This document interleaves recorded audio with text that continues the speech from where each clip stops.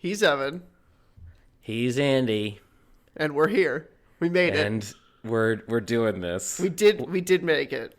Listeners, I just want you I'm gonna part the kimono a little bit for you. So I got home. That directly. It's fine. It's fine. I got home from work and I came inside and I fed the cat, and then I was like, I should text Andy about recording the podcast. And then I realized, well, I left my phone in my car. I should go get that. And it was a block away and very cold. And so I go outside and I put on my boots. I start walking down the stairs and I'm like, you know what? I should really put on a coat because it's cold outside, like I mentioned earlier. Mm-hmm. So I go back up the stairs, take off my boots because they're wet and dripping, and I want to keep my floors nice. And then I put on my coat, put my boots back on. I go downstairs, come back, and I have an adult beverage. And then 30 minutes later, I just forgot about it. I got another adult beverage. And then I had a half empty adult beverage and a very full adult beverage. So if things get a little loosey-goosey...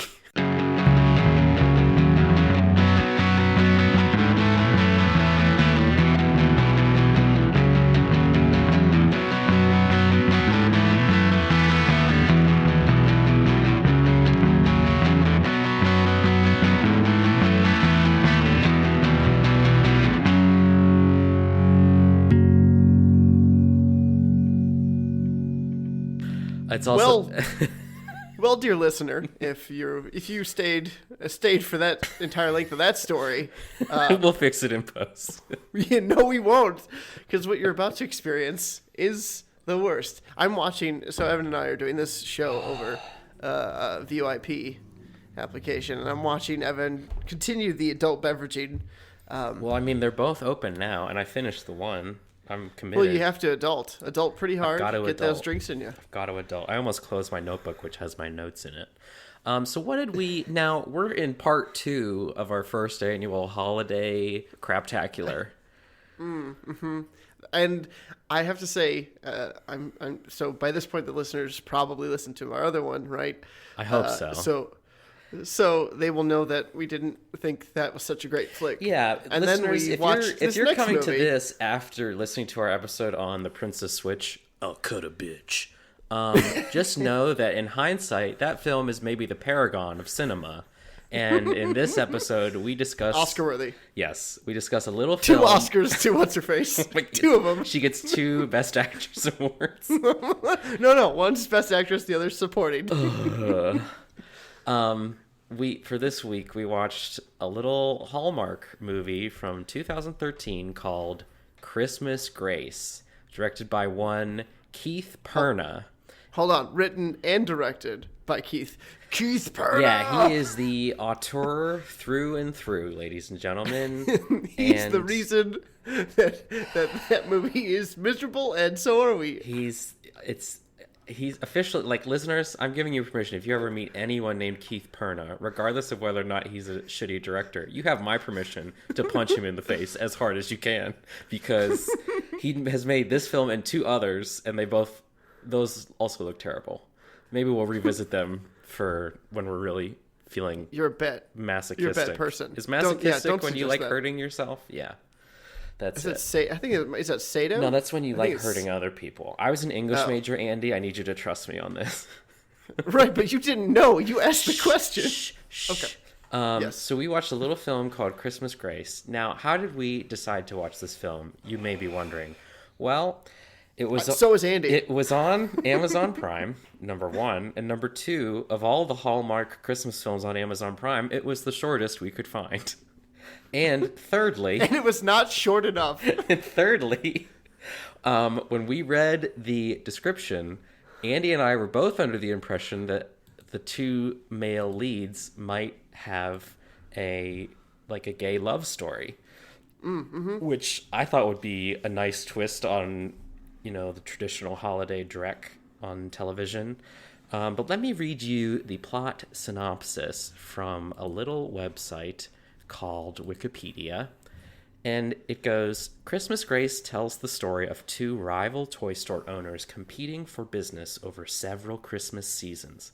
One of them is Gary, a young toy store owner who runs an honest business and who tries to maintain a good reputation with his customers. I'm grimacing as he reads this. Things are running smoothly for Gary until his business is threatened when a much larger toy company moves to the neighborhood.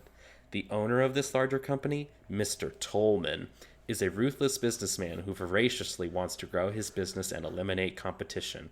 Since his most immediate competition is Gary's store, he sets his target on him. As the story unfolds, it becomes very clear that God is at work in the lives of these two men, and God's grace and providence work out in ways neither of them could have imagined.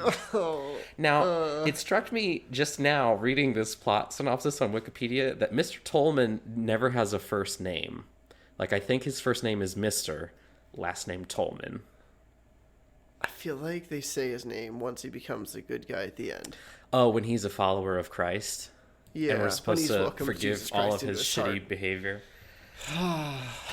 Well, that's Christianity. It's how it works. Here we are. Let's go to confession so we can go to heaven, guys. So this movie the thing that blew me away was that this movie took place over like 4 years. Lifetime. Like it happened. Yes. Like we were watching, I was like, wait, is it next Christmas? What's that? Yeah, the nice guy toy store owner, Gary, he has a baby with his wife, and they're both like over 40, so it's kind of like a miracle baby to have a child at that age. And well, God is at work. God is at work, and literally, you see the baby like in 2 scenes, and then as like I don't know, I guess we're supposed to interpret the baby dies because it's never again in the film. And then also when the hold on, the viewers need to know that we did skip a half-hour of film because it was too fucking painful. That's true. So a baby could have shown up multiple times. Andy and I had an appointment at a distillery. And that's not a euphemism. We really did have an appointment, and we did go and drink there. And we skipped the middle half hour of this film, and it feels like we missed nothing. That was more for our sanity, to be real. That was more for our sanity than anything else. Now, it was an awful movie. We can do the briefest of recaps on this film, because literally nothing happens. But I want to go a little bit deeper into another website called IMDb, and read the bios of these actors who play Gary and you were mentioning there was some interesting tidbits and Mr. Tolman. So Gary is played by a man named Ryan Ivor Clan. Now that may sound like there's a hyphen between Ivor and Clan, but you would be wrong. It's between his 2 first names, Ryan and Ivor. So Ryan Ivor Clan. What? I know, dude. I'm telling you, and that's like the least weird thing about it. He is an actor and writer known for Polycarp, 10 Miles Back, and The Parasital Effect. Interestingly, Mr. Tolman was also in The Parasital Effect, but there's a little interesting trivia on Ryan Ivor's IMDb page where it says, recipient of the Best Male Actor Award from the International Modeling and Talent Competition in 1998. Other former recipients include Leonardo DiCaprio, Aaron Paul, Katie Holmes, and Chris O'Donnell. Now let's back up a little bit. Wait, didn't he win the male category? He won the male category. Katie Holmes also won the male category. Apparently. And now, as far as I know, I mean, she was married to Tom Cruise, but is not a transsexual. Apparently, we've learned some new things about Katie Holmes tonight. I really don't understand what's going on here. He has also performed on stage nationally in over 30 different theater productions. Now, let's get to Mr. Tolman, played by Tim Kaiser III. Now, he has a very interesting bio because he was born in Detroit, Michigan, and he began an acting career after he semi-retired at age 56. So he was just like, I have this business with my wife. I think they do photography. He's like, you know what? I think it's time for for me to drop that because that I was too successful. Don't let your dreams be dreams. And to do something I'm entirely unqualified for, which is to act in films. Yeah. To be fair, it's not like the writing in this movie is really bad, and it's really difficult to say that they like. I don't think they're that great of actors, but it's really difficult to be like it's all their fault because the writing is terrible. For sure. Also, the audio is terrible in this movie. It sounds like they didn't have a good sound guy, and they just had them like redub their voices over everything they say. It really does. It looks like this film was initially recorded in a foreign language, and they're trying to do a dub over, like, to try and match the actors' lip movements to the translated script. But this movie could never have been translated because other countries would know better. And like the censorship they'd stop. Nope. I have to wonder if like they were filming this at like an airport or something, and there were just always airplanes flying overhead, so they couldn't use any of that audio. But to go back, let's dip our toes back into Mr. Tim Kaiser's IMDb page. Please he take me back. Played 2 years of college baseball. Doesn't say where. It does mention his photography business that he started with his wife Patty in 1980, and it makes clear to mention the business is still thriving despite the fact that he's semi-retired. So basically it's saying his wife was carrying the whole thing. And also in the past, Tim has recorded Christian albums and has been a worship leader in his church.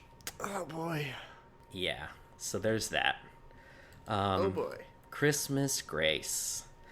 I think that's what I need to clear up my muddled mind is some Christmas Grace. So I want some alcohol. Well, I have that. Don't worry about it. It's fine. I'm not driving anywhere, listeners. So this film, it starts with Gary in his store, creatively named Gary's Toys, and he's helping some customer, and a man with very long hair and a ponytail runs in and throws the newspaper at Gary, and he says, "Have you seen this?" And it's I was like, does this guy work here? And he came in on his day off. Like, what the hell is happening? He cares so much about Gary's Toys, and it is a strange relationship that is never really qualified. I mean, yeah, it could have happened in that missing 30 minutes, but I highly doubt it. I doubt it as well. I doubt it so much. But this ponytail man, he runs in and he's tapping his finger on the newspaper, which is talking about how this, I guess, giant toy store is coming in directly across the street from Gary's Toys, and they're going to, I don't know, like, sell more toys, I guess. And you're led to believe that this is some sort of national chain coming out to kick the little guy out of business. That wasn't my impression. I just thought it was a jerk toy owner. Well, I mean, if it's... He's had big bucks from his wife's photography money. I guess that's where, like, it's... You never see another Tolman's Toys, again, very creatively named. And he opens a store across the street, and then at one point, a grouchy old man comes into Gary's Toys, and he says to Gary, he's like, "Pretty lousy selection you got here." And Gary's like, "Oh, I'm sorry you feel that way. If, there's something you're looking for we don't have out here, I might have it in the back." And Mr. Tolman's like, "That's okay. I'm your rival. And for some reason, I talk like Squidward." It's such a weird interaction. It's the most contrived. Insulting, like, and I actually turned to Evan. I was like, why are, like, not in these sort of movies, why are non-believers always just assholes? Like, yeah, if you don't believe in Christ, you just suck at everything. If you have never prayed, you are Satan himself, apparently. So he leaves Gary's Toys without buying anything. And his store opens... And a few more insults. Yeah. His store opens to much fanfare. It is much bigger than Gary's Toys. And there's this teenager played by like a 28-year-old who keeps appearing throughout the movie. I'm assuming she's Keith Perna's daughter or something. And she is in Tolman's Toys with a friend of hers. And they find... also so contrived. They find a volleyball and... Like They take it not out of the case. It's not a loose volleyball. They literally rip it out of the package and start playing volleyball in the store, and as if we're just supposed to be like on their side because they're these innocent teenagers played by 20-somethings. That's a normal thing to do. It's so kids just rip it out. It's so baffling, and they're playing volleyball in the store, and Mr. Tolman is talking to some of his cronies, and he's like, "Excuse me." And he goes, well, they knock the ball loose and it flies yeah, it hits by, another and shelf like, or something, and they try to run and hide, but he tracks them they're like, down. haha, this is such innocent fun. We have such literally joie de vivre and je ne sais quoi. That's what that's what Keith was going for. God, Keith Perna. But Tolman tracks them down because they stupidly didn't leave the store. They act like they were just shopping the whole time.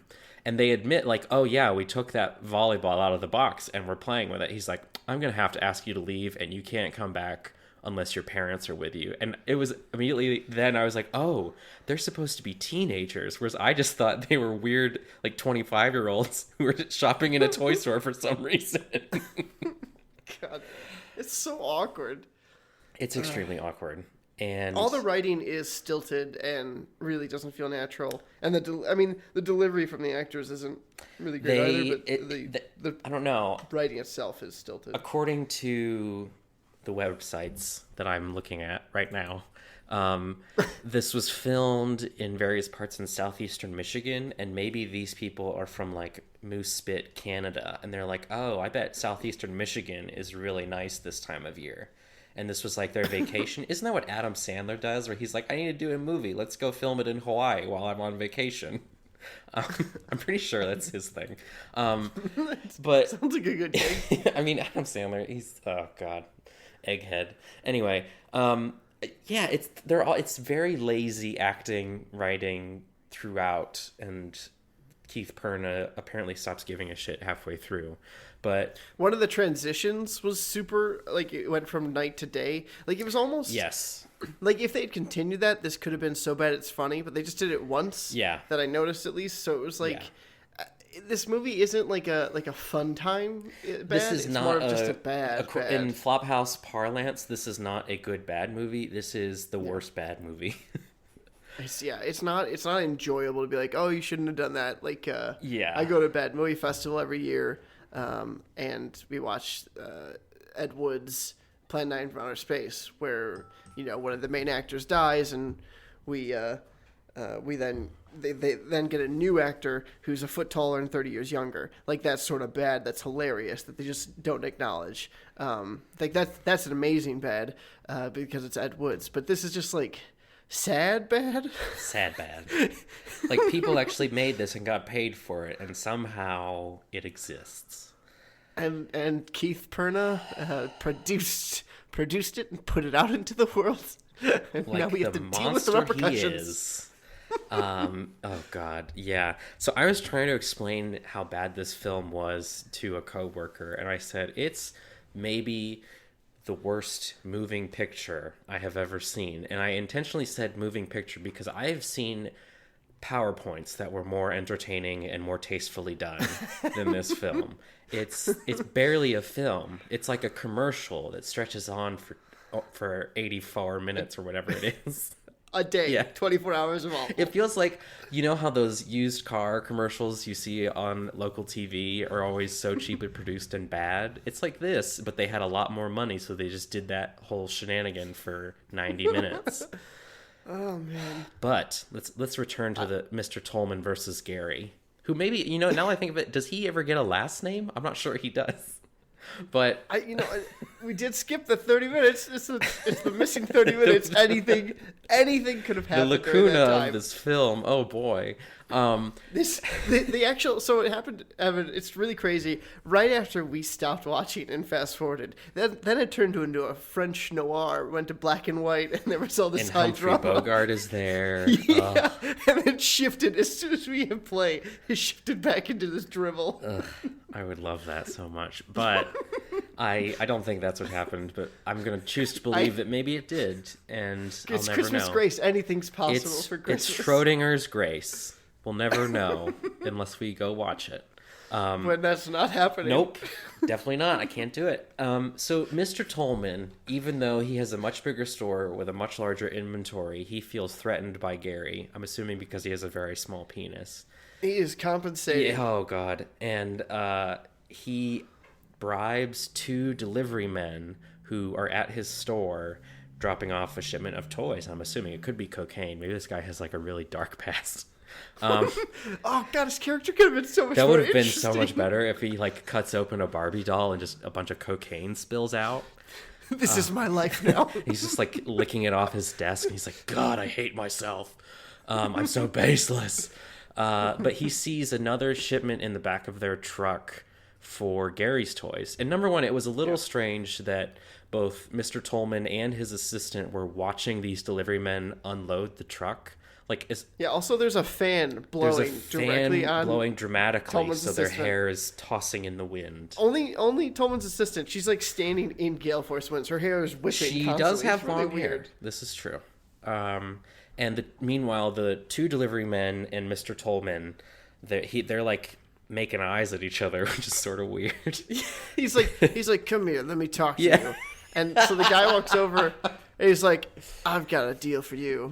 And the guy's like, well, what do you got? What's going on? And the only way this could be gayer is if they started reading Moby Dick out loud.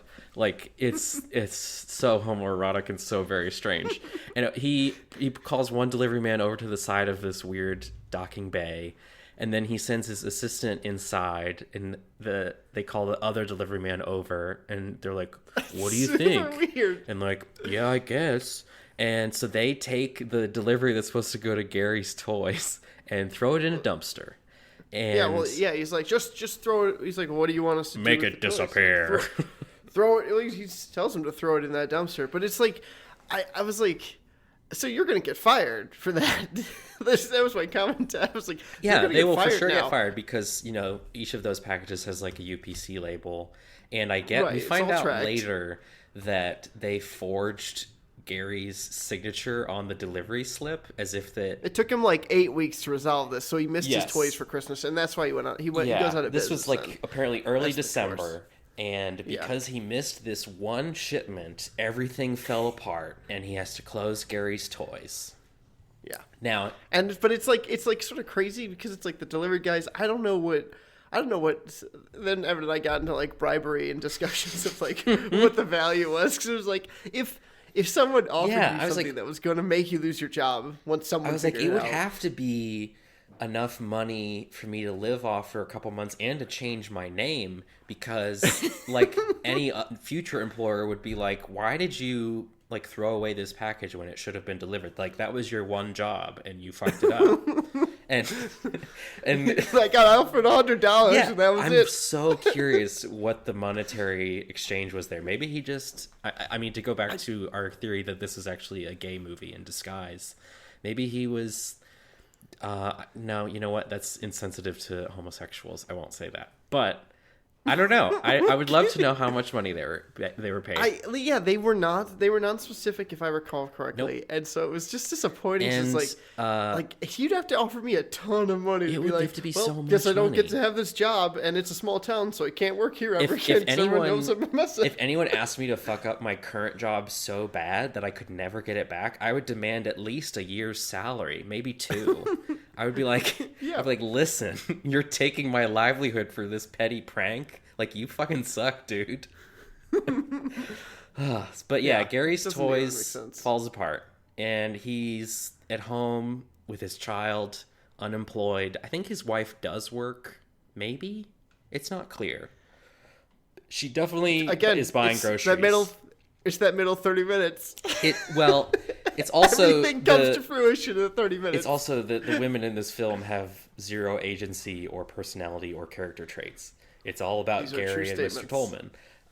But he's watching TV with his infant son, and there's a guy playing with yo-yo, and then he sees like there's magnets on the floor, and my immediate thought was, those magnets are a choking hazard. They shouldn't leave those lying on the carpet. And somehow he has this epiphany watching this yo-yo competition, and he thinks about magnets, and he develops this game, and he gets money to do the game. And then we we skipped a half hour. But we just skipped a half hour, which I think would show like the development and the popularity of his toy. Because we jumped back in, and all of a sudden he's got his toy store back. He has his toy store back. It's like 3 years later or something, and so much time has passed. And there's another. And everyone looks exactly the same. Everyone looks exactly the same. But now all the customers are across the street at Gary's Toys, and there's no one in Tolman's Toys. Uh-oh. And we feel sad for the bad guy now, I guess, even though he's done nothing but shit all over this bad movie. And there's like a weird exchange between one of the customers and the Mr. Tolman's assistant, who like reveals a shocking amount of information about their business, where she's like, yes, we're closing next Friday. Oh yeah, all the customers went across the street. And then it's very bizarre. And so she reveals it to Gary. So like she somehow doesn't know that that's Gary. So like, I don't know if Tolman, when he showed up, brought staff from another small town or something that they didn't know Gary. Everyone knows everyone by this point in the film. It's again, the missing half hour. We'll never know. But she didn't somehow, and it's like, how do you've lived there now, I guess, for at least a year, because this is how long it's passed, and you didn't know your direct competition who you put up business. Like, how do you? Yeah, I don't know. Maybe she tried to meet him, and Mr. Tolman like punched her. I don't know. But and then they reopened, and she still didn't find out who was there. Like, she was just like, whatever. But for whatever reason, we somehow learned that this Mr. Tolman's store needs exactly $200,000 to get out of debt and to stay open. And also, in a way that's never explained, Gary learns of this amount, and he says, the store's been doing really well. He's saying this to his wife. He's like, I think I know what to do with some of our extra money. And it's not like start a college fund for their infant child who is now invisible. It's to write it. And 40 years old. It's to write a check for Mr. Tolman to keep his toy store open. And his wife's like, that's not a really great idea. And he's like, why do you... God is telling me to do this. Yeah, she says something like, why do you want to do this? She's like, I don't, but God wants me to do this. It's like, what? Are you high? Yeah, and I was like, that's a neat trick of passing the buck, Gary. I was like, so if this all blows up in your face, you'd be like, damn it, God. How'd you do this to me? How'd you do me like this, God? You play me so hard. Damn it, God. Why'd you do this to me? So he writes the check, and then he has his wife give it to Mr. Tolman's assistant. And again, somehow these two women have never seen each other, despite working across the street for multiple years. And she gives her the envelope, and inside the envelope is the $200,000 check. Mr. Tolman, of course, thinks that his assistant is pranking him, and she says, no, I didn't open the envelope. I just was told to give it to you by a stranger who I've never met. There's nothing suspicious about this at all. And then he's like, I'm going to go to the bank and see if this is even real. And he's in line to talk to a teller at the bank, and there's the weirdest flash. Oh, is this the flashback? This is the weirdest flashback sequence I think Andy or I has ever seen. I think we both looked at each other like, what? It's so strange because the edges of the shot get all sort of wrinkled. It goes to grayscale. And we see Mr. Tolman as a child wearing these huge glasses, sitting next to the bed of an ill woman in a hospital. And I was like, I guess he got contacts? That was my first thought. I was like, because this child looks nothing like Mr. Tolman. He's got contacts and had some major surgery done. And then also LASIK on top of the contacts. He still wears the contacts just to feel safe, but... It's a security blanket in his eyes. Oh my God. But the mom, dies? She dies. For sure she dies. And so he's standing online in the bank and starts crying about his mom. And I was just wait, so you got money and then you thought about your mom and you cried. Yes. I was like, what? And there's a weird perspective shift within this own man's flashback. Even his own memories are not his own, because the camera cuts to the hallway of the hospital where his mother is dying, and it's two poorly dressed film school interns dressed as doctors.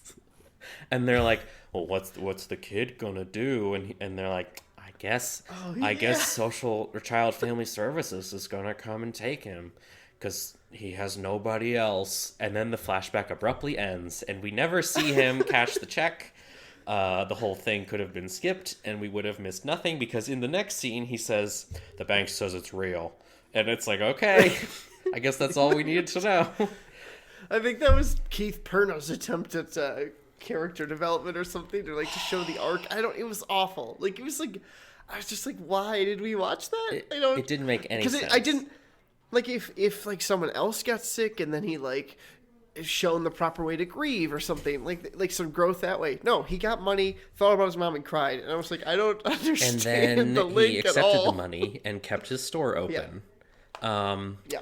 So then when Next year, at right? some Isn't it point, next year? I don't know, maybe. God, it's so hard to keep track in this. There's dumb at least movie. 3 Christmases, except for the 30 minutes we missed, which is probably a 4th Christmas. Yeah. So there were a lot of years. So that the passed. following, by the time Christmas rolls around yet again, Mr. Tolman has figured out that the check was from Gary, and he goes to Gary's Toys to confront Gary. Well, he confronts him shortly after the bank thing. Yeah, maybe it's what's-her-face like right runs- after the bank she's- thing. Right after the bank thing, the assistant notices Gary's wife walking into Gary's store, and she's like, "Oh, you gave me that check. Where'd that come from?" And she's like, "Oh, it wasn't from me. It was from my husband." And God told him to write it. And God told him to do So if you and don't so- want it, you should really send it back to God, because we don't want that money. So then she goes and tells Tolman, and Tolman's like, "Oh, that's Gary." Okay, so then he goes over and is like, "Why?" And they have a weird confrontation. They have a and- weird non-confrontational confrontation where Gary tries to explain that it was God's will that he give Mr. Tolman that money, and Mr. Tolman says, "I'm not religious." And then Gary says, "Will you pray with me?" And again, if they had started reading... They are standing so their close to faces each other. were It's inches so... apart. It was like that Rolling Stone cover where Kanye is facing off against 50 Cent. They were like that, but they didn't look like they hated each other. It was really weird. I don't know. I think they were having an issue framing them in the camera shots. So They were just running out of just film. stand or really something. close. They're like, so let's do this very so close, close over the shoulder shot to get both of you in It it. was so weird. And they pray together. Also, speaking of how they shot things, at one point they're walking and they go to hand cam. Oh God, you're I right. didn't understand. Yeah. They went to hand cam. I'm like, why was this choice made? Yeah, Could Keith you not afford a Perna, dolly? busts out his Super 8, and he's like, "We're doing it old school."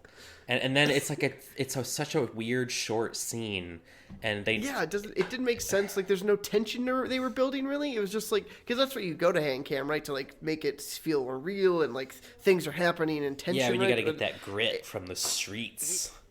Yeah, that definitely did not occur in what was happening in the movie. There's a lot of questionable choices in this Keith movie. Perna. Yeah, there's so many questionable choices. But then we cut to the next holiday season, and Skipping 30 minutes of the movie was not a questionable choice. yeah, because the movie profess. skips months at a time. So frankly, I don't regret anything. Also, you literally never learn anything else about the game that Gary invented. It is very successful. We missed 30 minutes. It was very successful. Could have been anything. He sells it or something, and he reopens his toy store. Who gives a fuck? Certainly not Gary, not me. But we see that Gary's Toys has closed once again.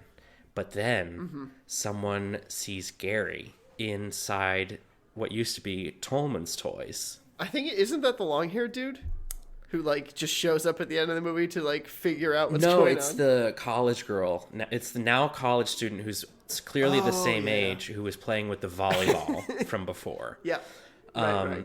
Now she's grown up. She's grown up, and everyone talks about how much older she looks and how much she's just an adult, I guess. And it's literally been a month since they started shooting this film, and she looks exactly the same. They didn't even bother to change her hair. It's the same barrette from the first scene.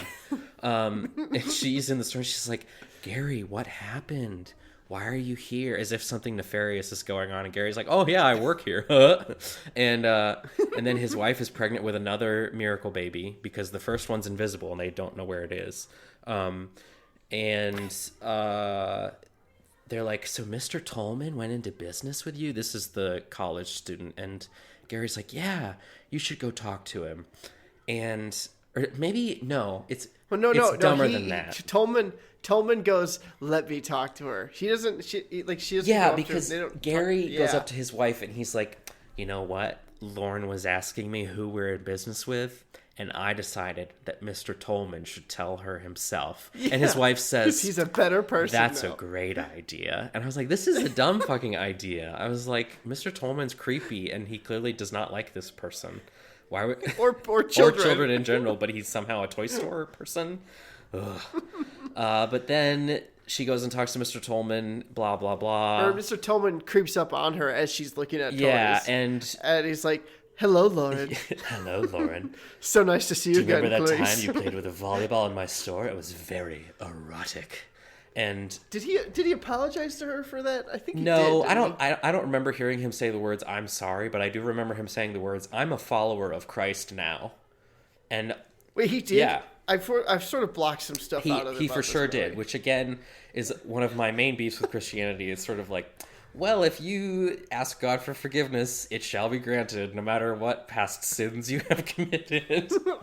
And she's like, oh, that's so great, Mr. Tolman. And then we do learn of one thing that happened in the missing 30 minutes that I kind of wish we had seen, because he says, yep. Do you remember? Thank you for singing. He thanks her for singing to him, I guess, and it's some Christmas carol that his mother used to sing to him as a child, and it made him... And it made his heart... It didn't do enough for him to change... grow 2 sizes. Yeah, it didn't do enough for him to change his ways. Like, he was still an asshole. It took $200,000 for him to change his ways, which is also a terrible message in this film.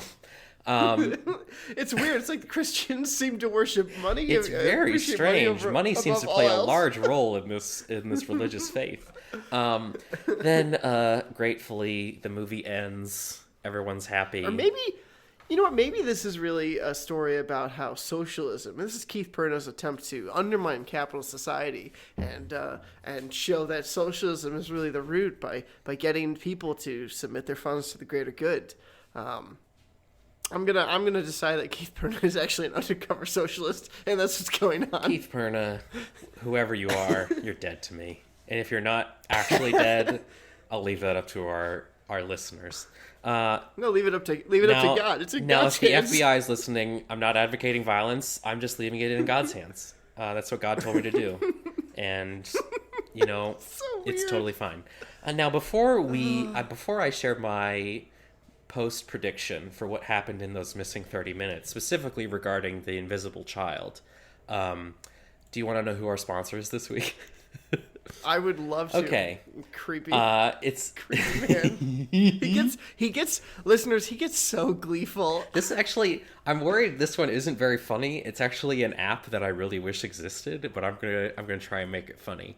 So Andy, if you're anything like me, you have alarms that go off from different places. You have reminders from your work email, reminders from your personal email. You maybe have that Google Tasks app.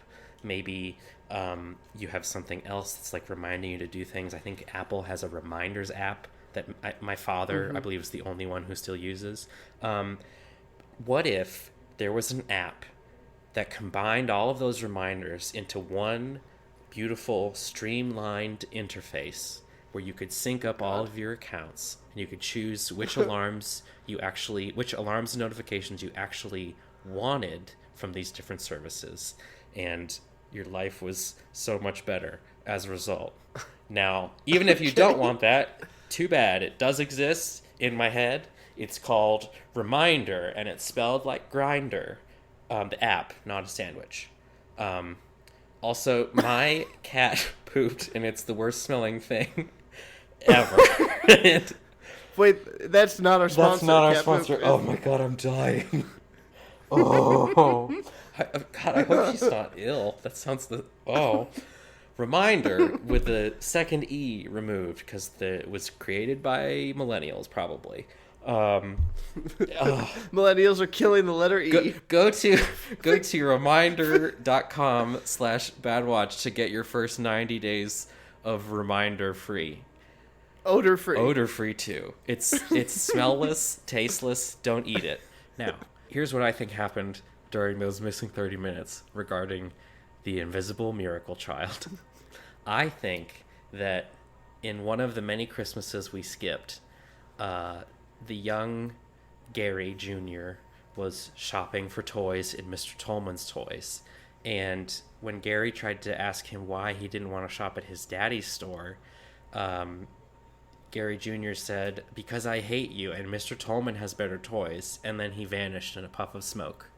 So it's like, sort of, he's the toy Antichrist? I wasn't going to use the word Antichrist. I was going to let our intelligent listeners fill that in, but... well, they wouldn't have thought of Toy-Christ without me. I'm here for you, dear listener. Well... Making your day better. So, listeners, what have we learned?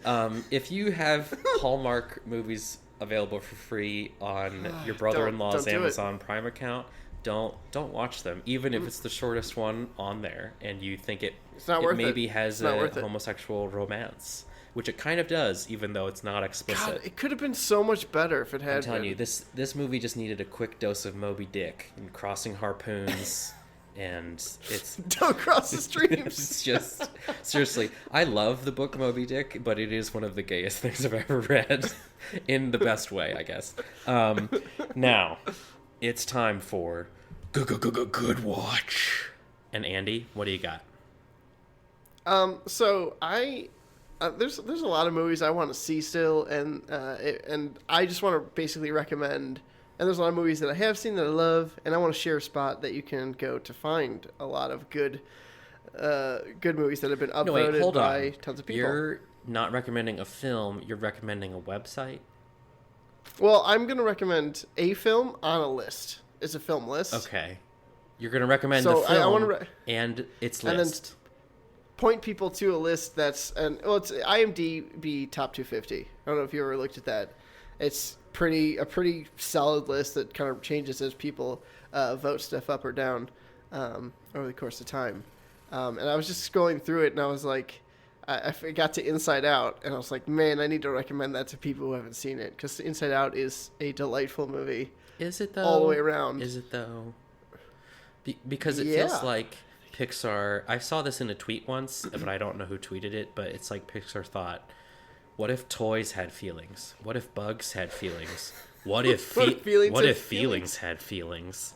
And I will say I have heard that is a very good movie. I have not seen it. Oh, you haven't seen it? It's good. It's quite good. And it's about emotional growth, really. And that's a good thing for people to be exposed to and think about. Because you know what doesn't happen in Christmas Grace is emotional growth. Definitely not. Now, on... So Inside Out, that's my recommendation for a good watch, because I love it. Now, the day after I watched Christmas Grace, I went to the movies with my girlfriend, who I like very much. Shout out to my girlfriend. We went to the movies, and she was nice enough to go see a little film called Widows, mostly because she really likes Viola Davis, and because... She's Viola Davis is extremely kick-ass, and she definitely is kick-ass in this film. And I am such a sucker for any heist film or story that I was dying to go see this when I had seen some of the reviews about it. And it's incredible. It's directed by Steve McQueen, who did 12 Years a Slave, Shame, I think, with Michael Fassbender. Maybe that's the wrong Steve McQueen. Shame is awesome. I don't know if that's Steve McQueen. It's confusing because there's two very famous Steve McQueens. But Steve McQueen... Wait, I only thought there was one. Hold on. There's Steve McQueen from Bullet and The Great Escape, who's a white man. And then there's Steve McQueen of Widows and 12 Years a Slave, who is very much a black man and I think British. So... That makes it so much more acceptable that Steve McQueen made 12 Years a Slave. I had no idea. I thought it was all the Steve McQueen. Also, all this time, Peter Gabriel and Phil Collins have just been the same person. My life has been changed. Thank you so much. I'm so glad we do this. Widows was co-written by Steve McQueen and the author of Gone Girl, which... Are we sure it's Gillian Flynn and not Gillian Flynn? Because there are some people who spell their names that way and they go by Gillian, and that is always weird to me. But it's the woman who wrote Gone Girl and Steve McQueen. They co-wrote this amazing thriller. I think that's based on like a 1980s miniseries from Britain. And it's basically about how there's all of this group of male criminals who are doing a job and it goes bad. All of them die, and they owed money to another gang within the city. And so this other gang starts putting pressure on the wives to pay their husband's debt. And no honor amongst thieves. And none. yeah, I mean, I'm not spoiling anything. That's basically like what you can get off of anything. The trailers for sure. But it's really, really well done. Liam Neeson has a very minor role in it, and it's so nice to see him not doing like Taken 14, The Takening, and he's actually in a good movie using all of his talents. And Viola Davis is so good, and Michelle Rodriguez is so good. There's I love her. There's a blonde woman who was in the Night Manager miniseries who is also very good. There's an African-American actress whose name I don't know, but is also quite good. Colin Farrell. I almost said Colin Firth. That's a very different actor. Colin Farrell. Colin Farrell is in it. Also does a great job. It's really, guys, it's one of those rare ensemble films that manages to have all of the actors working at their best, and the script is incredible, and it's just such a tight, awesome film. And by the time this comes out, it's probably still in theaters. I highly recommend you go check it out. So I feel like I really didn't do justice at all to Inside Out, but it's still a good movie. It's also an animated film for children. Wah, wah, wah. That does not reduce the quality at all. No, that's true. Did you like the movie Up, sir? I did like Up a great deal, but I would describe that as an animated movie for adults and children. You shut your whore mouth. I mean, but what if feelings had feelings? I can't get over that, man. It's so good. It is so good. And I'll make you watch it. It's so Mindy good. Kaling voice Envy in that film? I think so. I don't know. That seems a little on the nose for me. Just accuracy. I don't know. I loved it. It's a great movie. Okay, well, discussions of how like childhood growth is and how maturity comes about. Yeah, because as one stuff. childhood Cool. wasn't enough. You have to go watch another person experience it, which is also why I never saw Boyhood. This is storytelling, you whiny little. Yep, All I'm right. a whiny little bitch. I haven't seen Boyhood. I haven't seen Inside Out, and I regret nothing. Isn't Boyhood like 1,000 years long or 12 years long? 12 years of Boyhood. 12 years of Boyhood. No, actually, that would be kind of cool. It's like a boy who has Peter Pan syndrome and he literally can't grow up. I would watch the shit out of that film regardless of how long it was. We already did watch it. That's Christmas Grace. No one aged over 3 years. That's fair. They're all Peter Pans now. He's Andy. That guy's And this is Bad Watch. You can follow me at Evan W. Stoner on the internet things. You can follow Andy in person on his way to work. I guess don't do that because you can't find him online. He's a ghost, a figment of your imagination. Goodbye.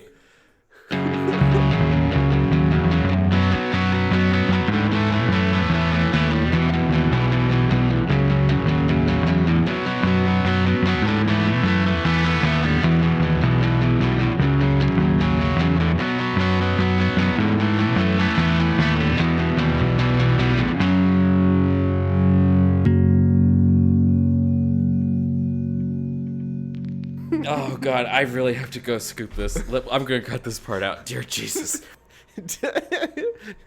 Good news. It's a suppository. All right, Evan's left. So it's just you and me, dear listener. Now we can begin the revolution. He just grunted. Miss Cleo, Evan's cat, is a large mammal. She's just like... She's a big cat. And she leaves behind large remains, shall we call them. There's a lot of wrestling. What is he doing? I don't think we should fix this in post. I think we should just let this sit. Maybe I'll be quiet, or maybe I'll just continue listening to the sound of my own voice. Oh, Andy's back. He has exorcised the demon. God damn it. It smells so bad. Ugh. And you know what's really scary is that my cat's litter box isn't even that close to where I'm recording. Like, what the fuck, Miss Cleo?